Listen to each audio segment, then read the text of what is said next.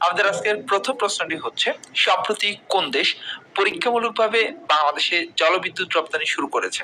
উত্তর হচ্ছে নেপাল। স্বাধীনতার পর প্রথমবারের মতো বাংলাদেশ কোন দেশের সাথে সমুদ্র বাণিজ্য শুরু করে? পাকিস্তান। বৈশ্বিক জিডিপির কত শতাংশ অ্যাপেক জোটের সদস্য রাষ্ট্রগুলো থেকে আসে? বৈশ্বিক জিডিপির মোট 60% অ্যাপেক জোটের সদস্য রাষ্ট্রগুলো থেকে আসে। 2024 সালে 19তম G20 শীর্ষ সম্মেলন কোথায় অনুষ্ঠিত হবে? Rio de Janeiro, Brazil. সময় 18 থেকে 19 নভেম্বর। ডোনাল্ড ট্রাম্প যুক্তরাষ্ট্রের প্রেসিডেন্ট হিসেবে শপথ নেবেন কবে?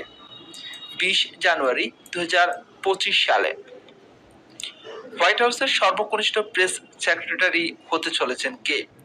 ক্যারোলিন ল্যাভিট। তিনি 27 বছর বয়সী। আজারবাইজানের শতকরা কত ভাগ রপ্তানি আয় জীবাশ্ম জ্বালানি থেকে আসে? আজারবাইজানের শতকরা 90 ভাগ রপ্তানি আয় জীবাশ্ম জ্বালানি থেকে আসে। প্রেসিডেন্ট ট্রাম্প আমেরিকার স্বাস্থ্যমন্ত্রী হিসেবে কাকে নিয়োগ দিয়েছেন? Robert F Kennedy জুনিয়রকে। 2024 সালের বর্ষসেরা সাংবাদিকতার পুরস্কার পেয়েছেন প্রথম আলোর উপসম্পাদক AKM জাকারিয়া। নবায়নযোগ্য জ্বালানি থেকে বিদ্যুৎ উৎপাদনে কত বছরের গড় অব্যাহতি দিয়েছে অন্তর্বর্তী সরকার? 10 বছর।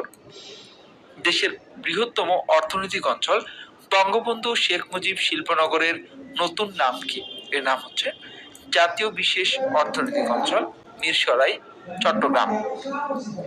টি-20তে এক বছরে সবচেয়ে বেশিবার অর্থাৎ 200 বা তার বেশি রান করার বিশ্ব রেকর্ড করেছে কোন দেশ? ভারত।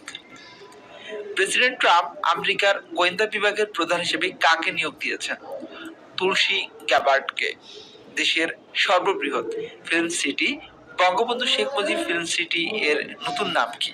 এর নতুন নাম হচ্ছে বাংলাদেশ ফিল্ম সিটি। এবার আমরা আজকের প্রশ্নোত্তর থেকে কুইজ দেখব।